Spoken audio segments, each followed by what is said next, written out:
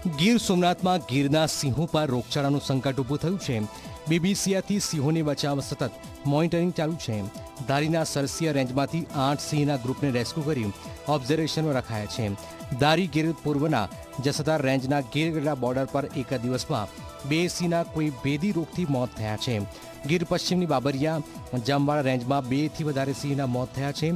ચોરવાડથી મૂળ દ્વારકા સુધી વન વિભાગની સઘન નજર પણ રાખવામાં આવી રહી છે। જરૂર પડે તો સિંહોના રસીકરણ માટે તૈયારીઓ પણ પૂર્ણ કરી દેવાઈ છે। વેરાવળ રેન્જ હેઠળ હાલમાં 20 જેટલા સિંહોનો વસવાટ અને વેરાવળ રેન્જના કર્મચારીઓ રાત દિવસ એમનું ઓબ્ઝર્વેશન કરી રહ્યા છે અને ભવિષ્યમાં ડીવર્મિંગ ડીટેકિંગની કામગીરી પણ હાથ ધરવામાં આવનાર।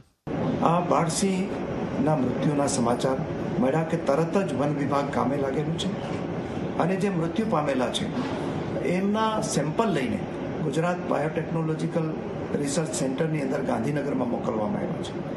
જૂનાગઢ વેટરનરી કોલેજના ડૉક્ટરો, આપણા ફ્રન્ટલાઇન સ્ટાફ અને બીજા સિનિયર અધિકારીઓ સાથે મળીને આ 10 કિલોમીટરના એરિયાના જે સિંહો છે એને આઇસોલેશનમાં કરી દેવામાં આવ્યા છે, જેથી એમના સંભવિત એમનો વાયરસનું ટ્રાન્સમિશન બીજી જગ્યાએ ન થાય।